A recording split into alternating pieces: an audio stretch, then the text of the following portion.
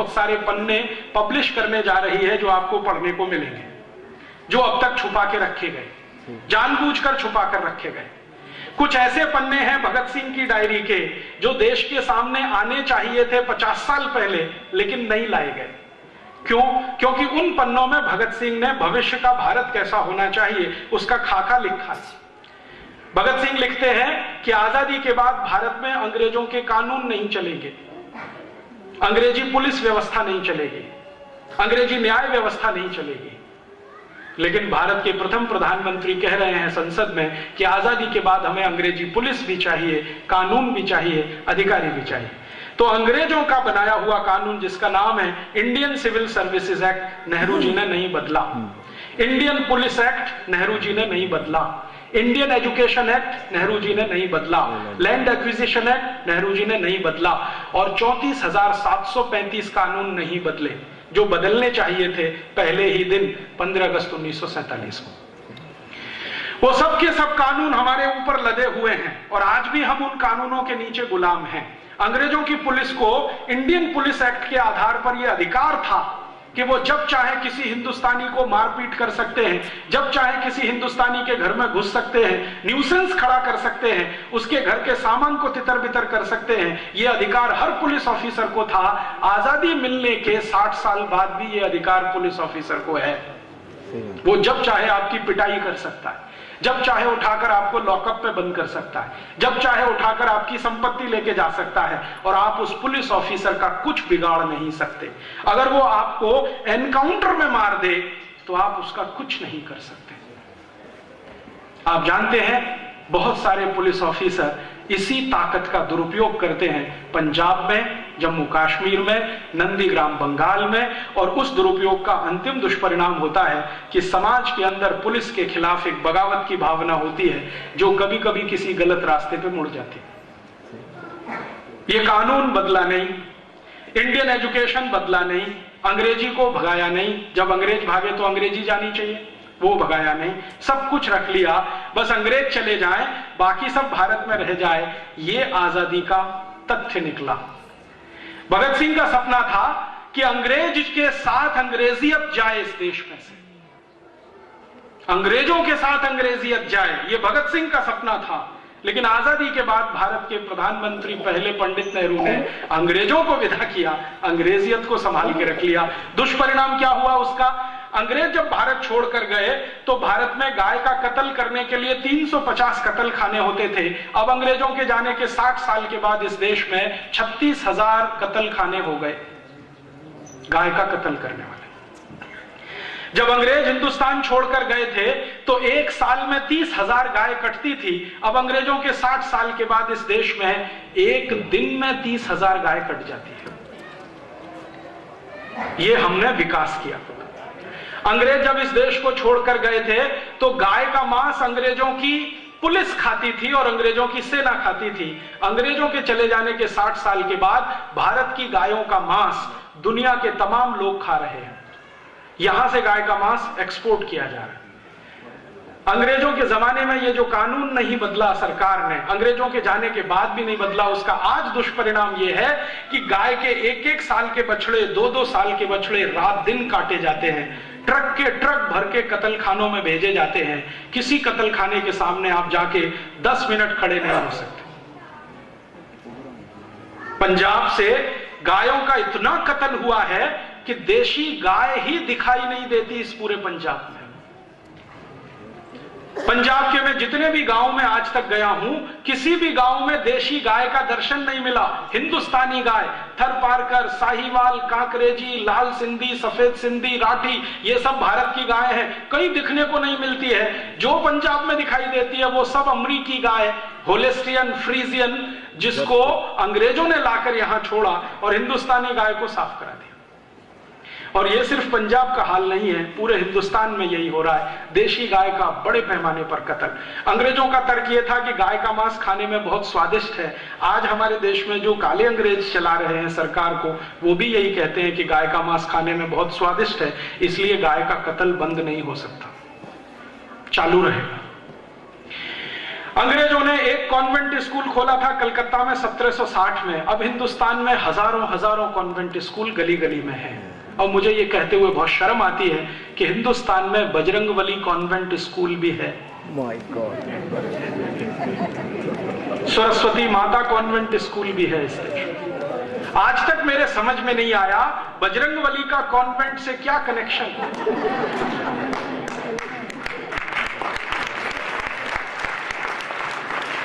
और जो कॉन्वेंट चलाने वाले हैं उनको मैं रोज पूछता हूं कि भैया ये बजरंगबली कौन से कॉन्वेंट में पढ़ने गए थे जो तुमने बजरंगबली कॉन्वेंट स्कूल चला दिया।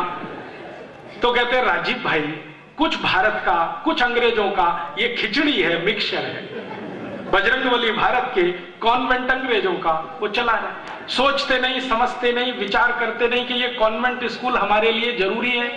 अंग्रेज कॉन्वेंट स्कूल चलाते हैं, यूरोप में कॉन्वेंट स्कूल चलते हैं। उसका इतिहास आप जानते हैं।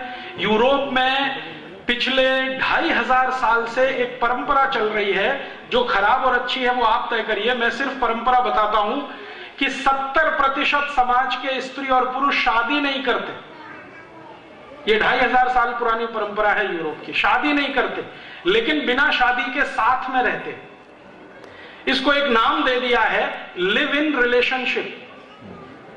पति पत्नी नहीं बनते ऑफिशियली, लेकिन बिना ऑफिशियली पति पत्नी बने हुए पति पत्नी की तरह से रहते हैं।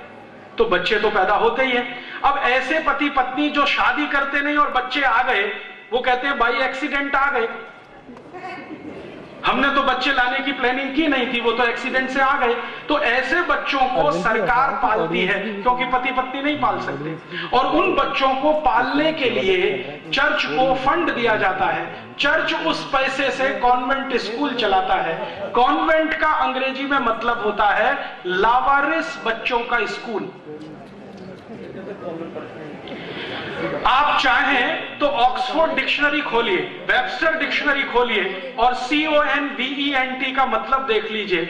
CONVENT का मतलब है लावारिस बच्चों का स्कूल, जिनके बाप का पता नहीं, जिनकी अम्मा का पता नहीं, ऐसे बच्चों का स्कूल। आप जानते हैं कॉन्वेंट स्कूल में बच्चे जब पढ़ने जाते हैं तो उनको टीचर नहीं कहना सिखाया जाता। वो कहते हैं ये फादर है, ये मदर है, ये ब्रदर है, ये सिस्टर है। टीचर नहीं है, फादर है, मदर है, ब्रदर है, सिस्टर है। क्यों? असली नहीं है, तो नकली से ही काम चलाना पड़ेगा, असली तो है नहीं। अब मुझे अपना सिर पीटने का मन करता है कि जो कॉन्वेंट स्कूल चलाए जाते हैं बिना माँ बाप के बच्चों के, उन कॉन्वेंट स्कूलों में अच्छे खासे माँ बाप के बच्चे पढ़ते और वो गर्व से कहते हैं मेरा बेटा सेंट जोसेफ कॉन्वेंट में पढ़ता है, मेरी बेटी सेंट मैरी कॉन्वेंट में पढ़ती है। फिर मैं पूछता हूं लावारिस बच्चों के स्कूल में? तो थोड़ी देर के लिए परेशान हो जाते हैं।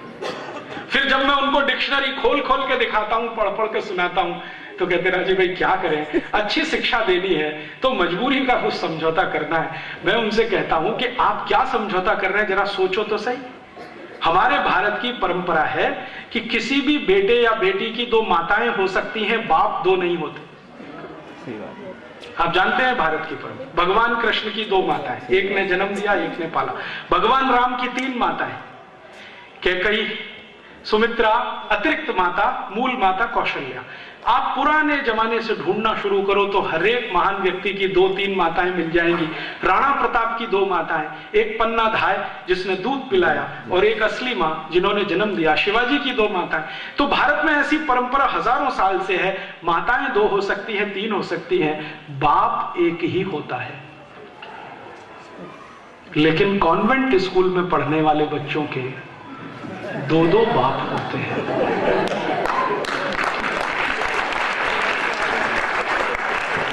एक तो घर में है असली और दूसरे स्कूल में नकली, फादर, मदर, ब्रदर, सिस्टर। अब आपको बहुत खराब बात कहता हूं, आपके दिल पे चोट पड़े इसलिए कहना चाहता हूं। भारत में एक बहुत खराब शब्द है, उसको बाद में बोलूंगा, पहले अंग्रेजी में बोल देता हूं। अंग्रेजी में एक बहुत खराब शब्द है, उसका नाम है बास्टर्ड। BASTARD। इस बास्टर्ड शब्द को अगर आप खोल के देखो डिक्शनरी में, ऑक्सफोर्ड में या चैम्बर्स में या वेबस्टर में, तो इसका अर्थ है ऐसा लड़का जिसके दो बाप, उसको बास्टर्ड कहते हैं। हमने अपने अच्छे खासे बेटे बेटियों को कॉन्वेंट में भेज भेज के बास्टर्ड बना दिया, और हम बड़े गर्व से कह रहे हैं कि हमारी बेटी, हमारा बेटा कॉन्वेंट में पढ़ता है। क्या हुआ हमारे दिमाग को? खराब हो गया है क्या? नेहरू जी का दिमाग खराब हुआ एडविना के कारण, समझ में आता। आपको क्या हो गया?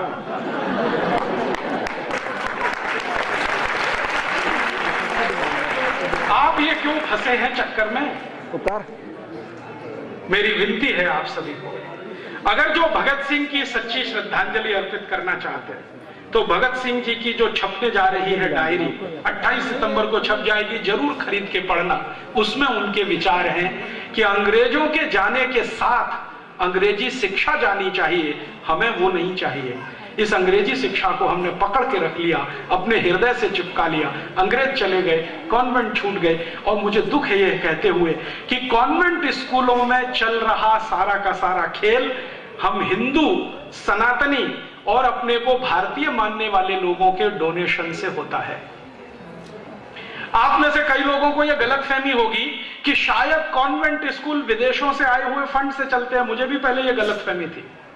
मैंने एक बार संसद में मेरे एक मित्र को सवाल दिया लिखकर कि जरा सरकार को पूछो कि कॉन्वेंट स्कूल का एक साल का कुल खर्चा पूरे भारत का जो है उसका वो क्या है, क्लासिफिकेशन क्या है, कितना भारत से आता है, कितना विदेशों से आता है। तो पता चला कि कॉन्वेंट स्कूलों में हर साल 18,000 करोड़ रुपए खर्च होता है, उसमें से बाहर से मात्र 10% आता है, बाकी सारा पैसा भारत का समाज उनको देता है। कैसे देते हैं? हम कॉन्वेंट स्कूल में अपने बच्चों के एडमिशन कराने जाते हैं तो डोनेशन लगता है। तो इंग्लैंड में इसको बोलने की जरूरत है क्योंकि वहां साल में 8 महीने सूरज ही नहीं निकलता। साल में 8 महीने जिस देश में सूरज ना निकले और गलती से किसी दिन निकल मॉर्निंग, यहां तो रोज सूरज निकलता है, करोड़ों साल से निकल रहा है, अगले करोड़ों साल तक निकलेगा। हम कहां फंस गए इस गुड मॉर्निंग में? और उससे भी आगे की मूर्खता, गुड नाइट। हिंदुस्तान की every night is good night. Europe में होता है रात को बर्फ पड़ती है, और एक रात को नहीं, 10-20 रातों को बर्फ पड़ती रहती है। जब बर्फ पड़ना बंद हो जाती है तब वो चिल्लाते हैं गुड नाइट। भारत में तो every night is good night. हम फंस गए गुड आफ्टरनून। यूरोप में होता है गुड आफ्टरनून क्योंकि सूरज तो निकलता नहीं महीनों महीनों, कभी अचानक को 3 बजे के आसपास वो झलक दिखलाता है तो वो चिल्लाते हैं गुड आफ्टरनून। हमारे यहां तो every afternoon is good afternoon. काहे के लिए ये फंस गए चक्कर में good noon, good afternoon, good morning, good night. Convent में पढ़ा के अपने बच्चों को हमने आधा अंग्रेज बना दिया। कैसे? बच्चे जो कॉन्वेंट में पढ़ते हैं उनके पिताजी का नाम है रामदयाल, माताजी का नाम है गायत्री देवी, बेटे का नाम हो गया टिंकू।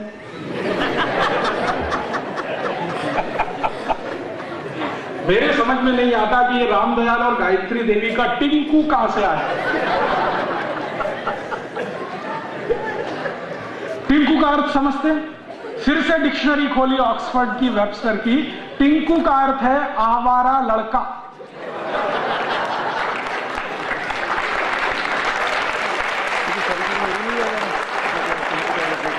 और आवारा का अर्थ आप समझते हैं, जो बाप की ना सुने, मां की ना सुने, घर में ही ना रहे, वो आवारा लड़का। सीधा साधा भोला भाला आपका बेटा, आप उसको टिंकू टिंकू टिंकू टिंकू बोल बोल के ही बनाने वाले हैं आवारा। और ये टिंकू अकेला नहीं है, इसके साथ बबली भी है। बबली, डिंपल, ट्विंकल, बबली, डबली, डबलू, बबलू, पता नहीं कहां कहां से विचित्र नाम ये ला के अपने अपने घर में रखना शुरू कर। हमारा पता है क्या हुआ? पहचान ही खत्म हो गई। रामदयाल की पहचान है, गायत्री देवी की पहचान है, टिंकू की क्या पहचान है जरा बताइए। रामदयाल गायत्री देवी की पहचान है, बबली डबली की क्या पहचान है, बबलू डबलू की क्या पहचान है। हम लोग इतने मूर्खता में फंस गए, ये सब में अपने जीवन को फंसा दिया। कैसे विचित्र हम हिंदुस्तानी हो गए हैं। हम हिंदुस्तानी ऐसे हो गए हैं कि गाय का कत्ल हो, खून भी नहीं खौलता, पानी हो गया। कुत्ते पाल पाल के रोज सवेरे सवेरे सैर करने जाते हैं।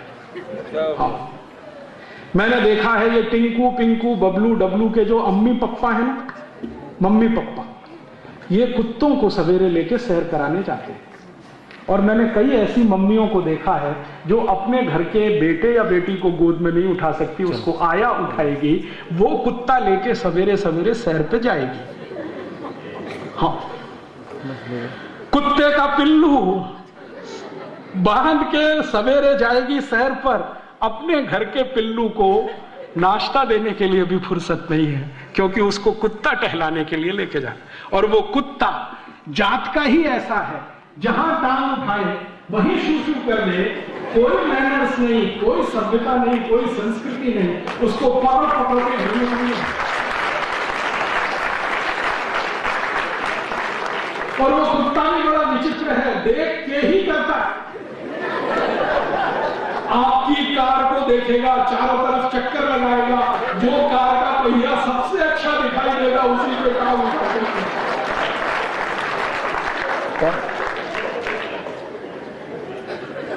और उस कुत्ते को घर में बांध के बाहर एक बोर्ड टांग देते हैं, बिवेयर ऑफ डॉग। ये हमारा कचरा हो गया, पहचान खत्म हो गई। पहले हर घर के सामने गाय बांधी जाती थी, अब घरों में कुत्ता आ गया। हमने विकास कर लिया। गाय को तो काट के मांस खा रहे हैं, कुत्ते को घर के सामने बांध रहे हैं, जो आपको भी चिल्लाए, पड़ोसी को भी चिल्लाए, आने वाले को उससे भी ज्यादा चिल्लाए। कहना था कि यही एक ऐसा जीव है जो आने वाले भविष्य में किसी काम का ना हो। गाय को लेके नहीं गए, बैल को लेकर नहीं गए, कुत्ते को लेके गए, वो प्रतीकात्मक है। उस युधिष्ठिर ले गए अपने साथ उस कुत्ते को, हमने फिर वापस लाके घर में बांध दिया, क्योंकि अंग्रेजों के अंग्रेज तो हम हैं। अंग्रेज पालते हैं कुत्ता, जानते हैं क्यों पालते हैं? क्योंकि यूरोप में ठंड बहुत पड़ती है, और जब बहुत ज्यादा ठंड पड़ती है तो कुत्ते की बहुत जरूरत पड़ती है। क्या काम के लिए? बर्फ पड़ती है 10 फीट ऊंची, 15 फीट ऊंची, बर्फ के नीचे बहुत कुछ दब जाता है, गाड़ियां दब जाती हैं, घरों के दरवाजे दब जाते हैं। तब वो कुत्ता है जो सूंघ सूंघ के बताता है कि कहां क्या है, इसलिए अंग्रेज कुत्ते को पालता है। उनकी मजबूरी है कुत्ता पालना, हमारे लिए कोई मजबूरी नहीं है। लेकिन हम इस अंग्रेजियत में डूबे। थोड़ा आगे बढ़े, इस अंग्रेजियत का क्या असर है गवर्नमेंट स्कूलों का? अपने अच्छे खासे हिंदुस्तान में जहां समशीतोष्ण जलवायु है, टेम्परेचर बराबर का है, ना ज्यादा ठंडी है ना ज्यादा गर्म है, उस हिंदुस्तान के छोटे छोटे बच्चों को गले में टाई लटकवा दिया कॉन्वेंट के कारण। टाई यूरोप में पहनी जाती है, और टाई लगाने के पीछे यूरोप में कारण क्या है? 14वीं शताब्दी में यूरोप में टाई का आविष्कार हुआ, और उसका कारण यह था कि यूरोपियन लोगों को ठंड बहुत है, क्योंकि सर्दी बहुत है, तो अक्सर जल्दी जल्दी सर्दी जुकाम होता है, तो नाक अक्सर रहती है। तो बेचारे पुराने जमाने के अंग्रेज क्या करते थे? जेब से कागज निकाल के पोंछ के रखते रहते थे। बाद में उनको लगा कि ये बार बार निकालना, पोंछना, रखना ये कोई बात बनती नहीं है, तो गले में ही लटका लो, एक हमेशा लटकता है, तो वो टाई उन्होंने लटकाई, नाक को खींच। और हम तो ऐसे महानों के महान हो गए कि भरी जून की गर्मी में 3 पीस सूट टांगे घूमते रहते हैं, दूल्हे राजा बन के घोड़े पे चढ़ के बैठते हैं 3 पीस सूट और टाई लगा के। मूर्खों के मूर्ख उसी दिन सुपर इडियट बन के शादी करने जाते हैं।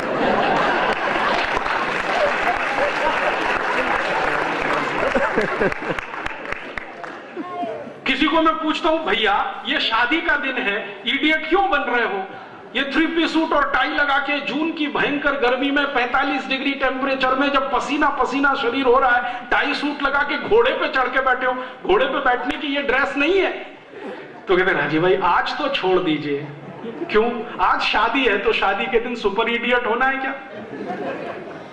जोकर बनना है क्या? और मैं कभी कभी उनसे कहता हूं कि भैया अगर तुम 3 पीस सूट और टाई लगाते हो तो शादी के समय अपनी पत्नी को मैक्सी पहनाओ या मिडी में लेके आओ। मिडी समझते? हाफ स्कर्ट यहां तक, घुटने के ऊपर तक की स्कर्ट को वहां मिडी कहते हैं। तो मैं कहता हूं मिडी में लाओ अपनी पत्नी को, मैक्सी में लाओ, क्योंकि आप से गृहस्थी।